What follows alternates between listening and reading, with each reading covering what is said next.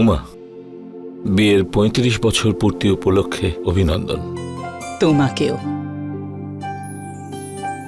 আমার নামের সঙ্গে নিজের নামটা তুমি জুড়েই দিলে। তোমার কবে থেকে এরকম একটা চেনার ইচ্ছে ছিল, ভাবলাম এর থেকে ভালো সুযোগ আর হবে না। যদি আমি আর কাল এই পৃথিবীতে না থাকি, তোমার সব ইচ্ছা পূর্ণ করে যাই। কি অলক্ষণে কথা বলছো? এখনো তো ৭ জন্ম কাটাতে হবে আমাদের। কি ব্যাপার উমা, কি হয়েছে? জানি না, খুব ভয় করছে।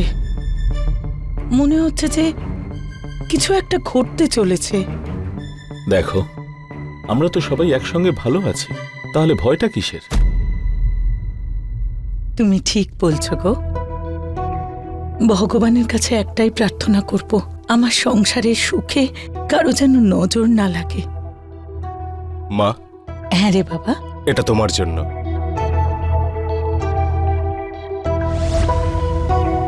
বাবা, এটা তোমার জন্য।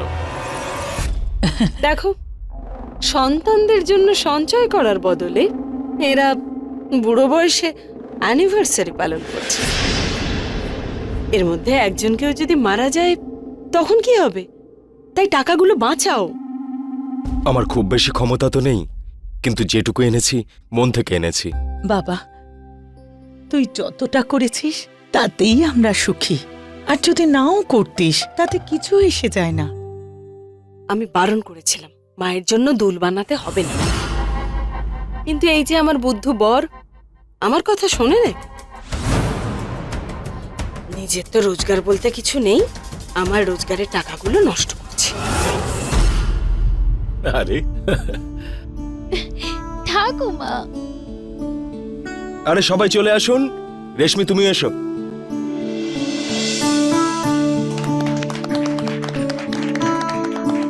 দেখো, একেই বলে বুড়ো বয়সের ভীমরতি।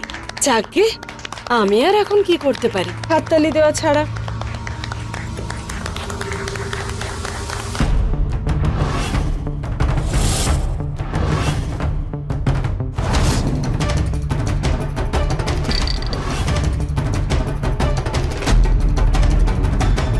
বাবা, কি হলো তোমার? বাবা, বাবা, বাবা ওঠো। বাবা,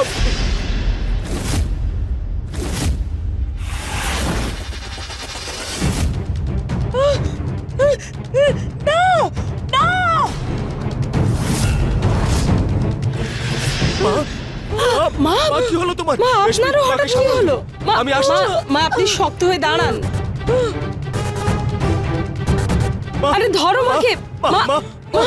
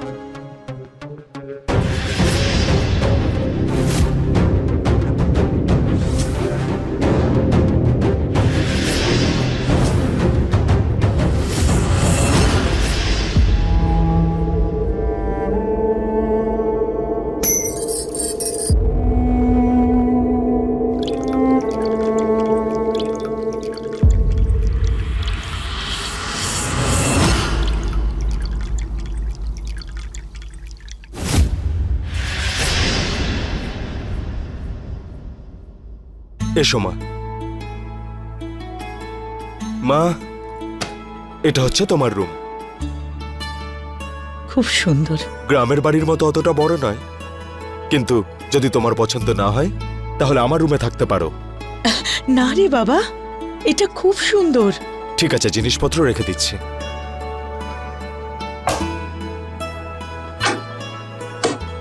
তুমি বিশ্রাম নাও, ঠিক আছে? দাঁড়া 1 মিনিট।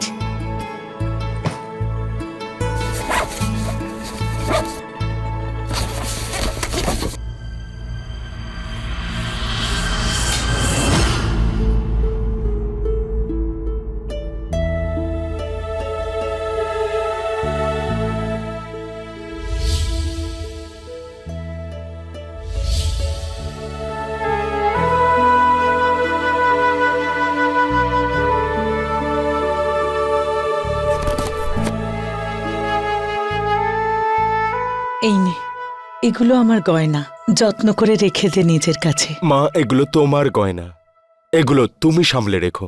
আরে আমি আরে কেন- ঠিকই তো বলছেন মা, উনি আর কোথায় রাখবেন? দিন মা, আমি এগুলো লকারে রেখে দিই। আমি ঠিক বলছি তো মা? যেটা তুমি ঠিক মনে করো বৌমা। ঠিক আছে মা, তুমি এবার বিশ্রাম নাও। যদি কোনো কিছুর প্রয়োজন পড়ে রেশমিকে ডেকে নিও।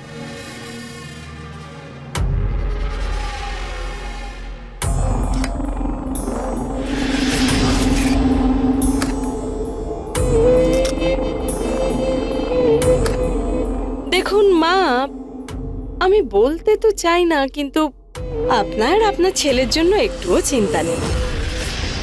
বিবাহ বার্ষিকীতে আপনি এত খরচা করলেন। কিন্তু বৌমা, ওটা তো জিতু আর প্রিয়া। ওদের আর কি, ওদের যত ছেলে মানুষের বুদ্ধি, কিন্তু আপনার তো ভাবা উচিত ছিল নাকি? আরে আপনার তো নিজের ছেলের দিকটা একটু বোঝা উচিত। তার উপর বাবাও চলে গেলেন, তারও খরচা। আরে একটু নিজের ছেলের কথাও তো ভাববেন।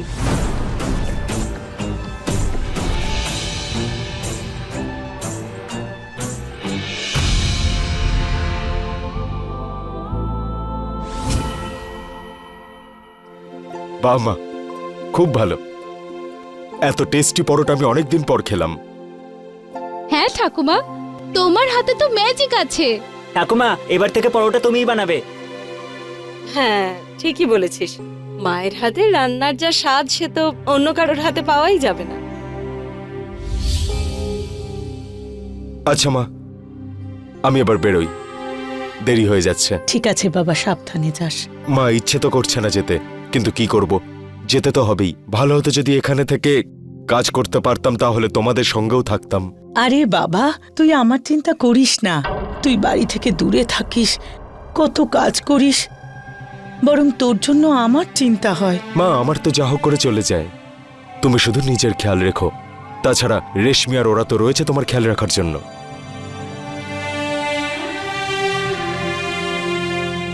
ভালো থাক বাবা।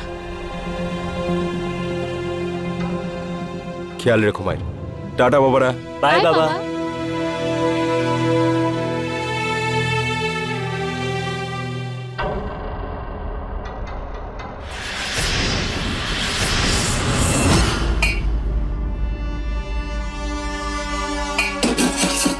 বাই ঠাকুমা। ভালো থাক, সাবধানে যাস। ঠিক হ্যাঁ, আছে, বাই বাই। বাই।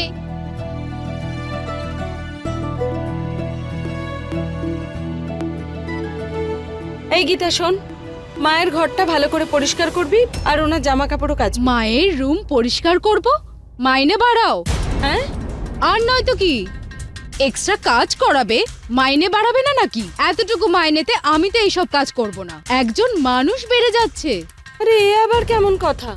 এমনিতেই মায়ের জন্য এত টাকা খরচ হয়ে গেছে, বিবাহ বার্ষিকীতে, বাবা মারা যাওয়াতে।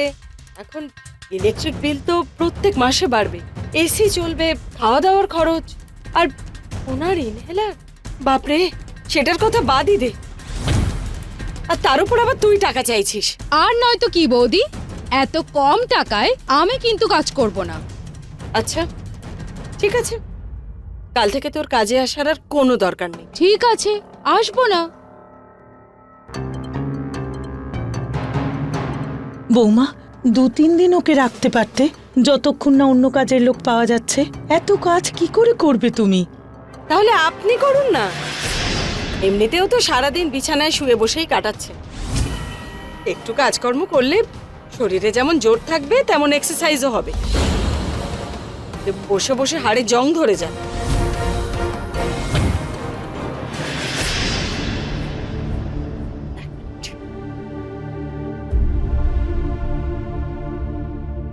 এই নিন, সারা বাড়িটা ঝাঁট দিয়ে মুছে রাখবেন। বৌমা, আমি ঝাঁটাটা হাতে নিন।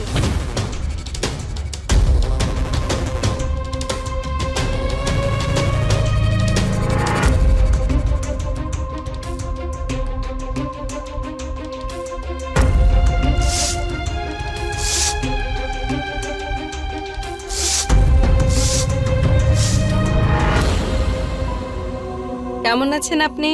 ঠিক আছি। আপনি ওষুধ খেয়েছেন? না, খাইনি। তা বললে হবে? সাবধানে সাবধানে। কি করেন বলুন তো? আমি যদি না আসি, আপনি তো ওষুধ কখনো খানই না, তাই তো? এটা কিন্তু খুব খারাপ ব্যাপার।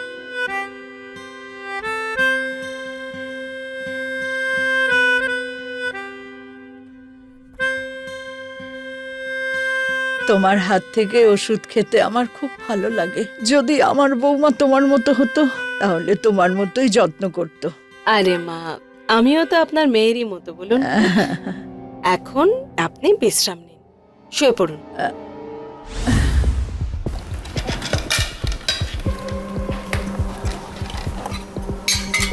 আরে এখান থেকেও নে না। বা রেশমি, কি খাবার বানিয়েছিস? কোনো রান্নার লোক রেখেছিস নাকি? বল বল, কে বানিয়েছে? আমার শাশুড়ি। বাহ, শাশুড়িরা বউদের দিয়ে কাজ করায় আর তুই শাশুড়িকে দিয়ে কাজ করাচ্ছিস? তা নয় তো কি, ফ্রিতে কাজের লোক কে না পছন্দ করে।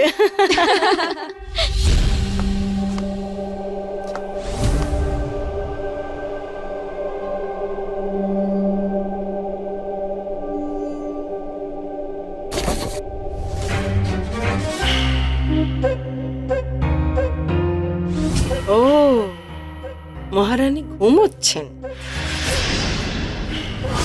দেখাচ্ছি মজা।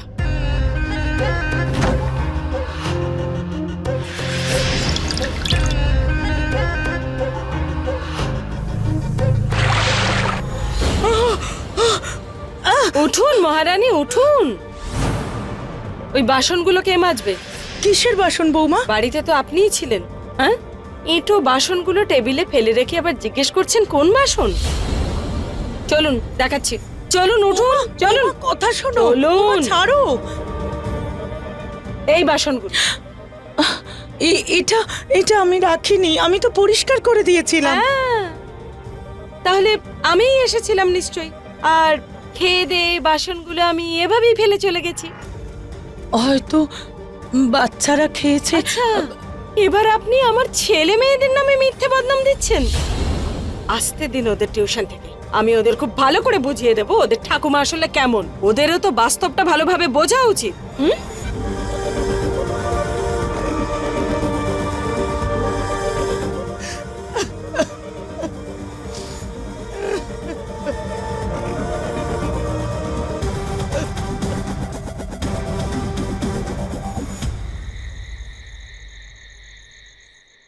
আচ্ছা ঠাকুমা, আজ রাতের খাবারও কি তুমিই বানিয়েছো? রোজ রোজ এত কাজ করা কিন্তু তোমার উচিত নয়। আচ্ছা বাবা, দুপুরে খাবার খেয়ে প্লেটগুলো এখানেই রেখে গেছিলি তোরা? হ্যাঁ মা, তাড়াহুড়োর মাথায় রাখতে ভুলে গিয়েছিলাম। মা, আমার না পেট ভরে গেছে। হ্যাঁ, আমরা শুতে যাচ্ছি। Good night. Good bye night ঠাকুমা। ঠাকুমা, বাই মা।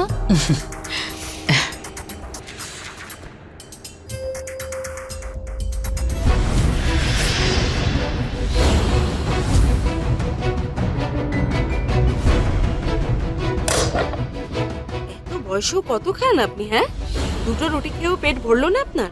এই সব আপনার ছেলের টাকায় আসে, একটু তো খেয়াল রাখুন। আপনারই তো ছেলে, এরপর আপনি যা ভালো বোঝেন।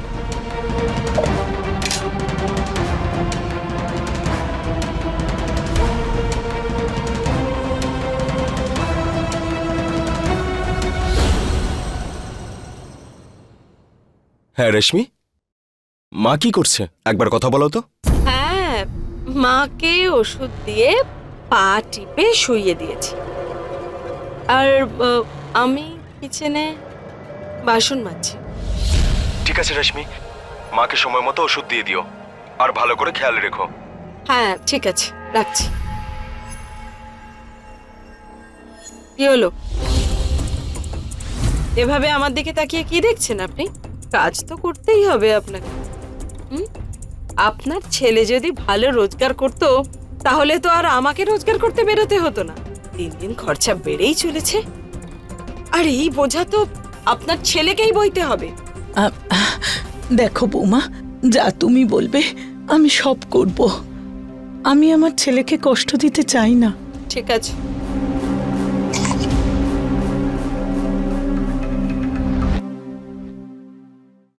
আরে মা শুনুন না, মা পা দুটো খুব ব্যথা করছে, একটু টিপে দেবেন? কি বলুন তো, সারা দিন হাসপাতালে আপনাদের মতো বুড়োদের জন্য দাঁড়িয়ে থাকতে হয়। বৌমা, আমি আপনি না হলে আর কে? আপনার ছেলেকে ডাকবো? নিন আসুন।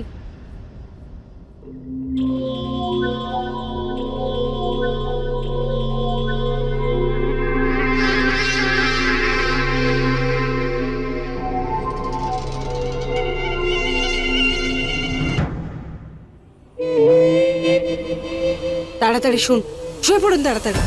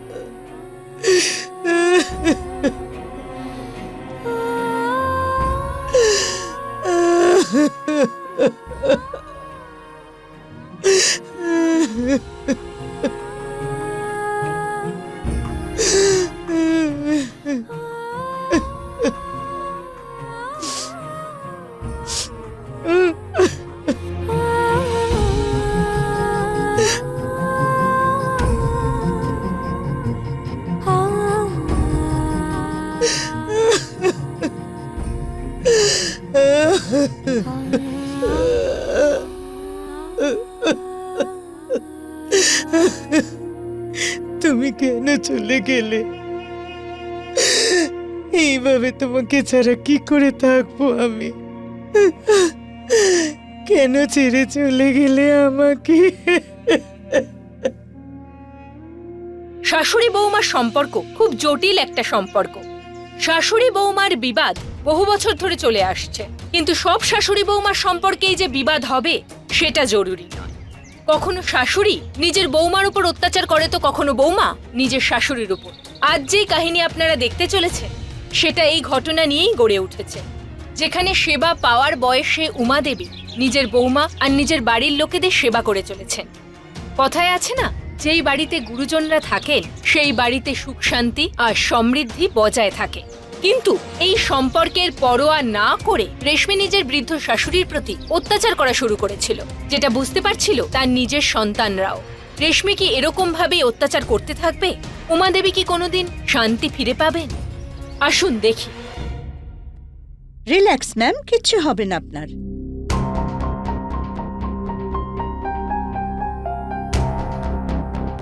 Relax ma'am, relax. রেশমি, কি হচ্ছে সব? এত দায়িত্বহীন কি করে? তুমি জানতে না প্রতিদিন সময় মতো ওষুধ দিতে হবে? কি করে ভুলে গেলে তুমি? Sorry doctor.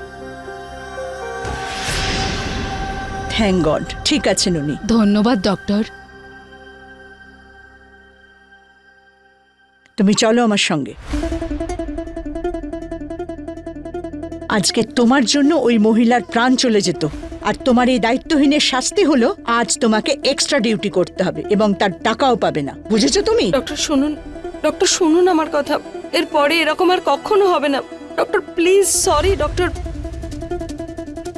আরে এত চিন্তা করছিস কেন? সব ঠিক হয়ে যাবে, নেক্সট টাইম দিয়ে খেয়াল রাখবি। আর বলিস না, আমি না সত্যি পাগল হয়ে যাব। এখানে এলে ওনার মুখ দেখতে হয়, আর বাড়ি গেলে আমার বরের মায়ের।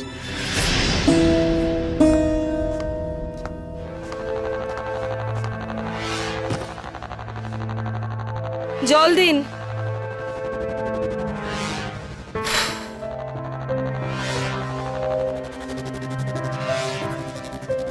নাও বৌমা।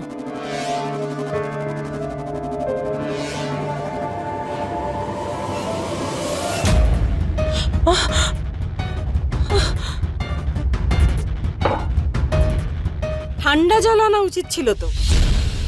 এটাও কি শেখাতে হবে আপনাকে? আপনাদের বয়সী লোকেরা থাকেন কেন? মরে যেতে পারেন না আপনারা? খাটতে খাটতে জীবন বেরিয়ে যায়। বুড়ো লোকেদের সেবা আমাদের করতে হয়। আমি ভগবানের কাছে প্রার্থনা করি আমার যেন যৌবন থাকতে থাকতেই মরে যাই, অন্তত কারোর ওপর যেন বোঝা হয়ে না থাকতে হয়, যেমন আপনি আমার ওপর বোঝা হয়ে আছেন। বৌমা, আমি আবার কি করলাম? তর্ক করছেন আপনি আবার? আজ আপনার জন্য আমার মাইনে কাটা গেছে। বুড়ো কোথাকার, দাঁড়ান দেখাচ্ছি আপনার মজা। চলুন চলুন।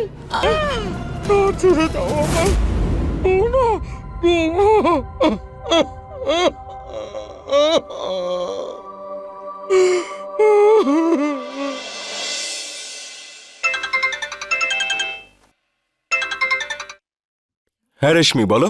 কি আর বলি বলো তো, মা তো বাবার শোকে একেবারে পাগল হয়ে গেছেন। আচ্ছা, ওনার মানসিক অবস্থা ঠিক নেই। আমি তো অনেক বোঝাই ওনাকে, কিন্তু উনি বাবাকে এত মিস করছেন যে সব জায়গায় উনি বাবাকেই দেখতে পাচ্ছেন। উল্টোপাল্টা কথা বলছেন, কখনো বলছেন কেউ ওনাকে মারতে চাইছে, ছুরি নিয়ে দাঁড়িয়ে আছে। কি বলছো এসব? আমি ডক্টরের সঙ্গে কথা বলেছি, ওনাকে সেশনের জন্য নিয়ে যেতে হবে। সে আমি নিয়ে যাব। দাঁড়াও, আমি মায়ের সঙ্গে তোমার কথা বলিয়ে দিই।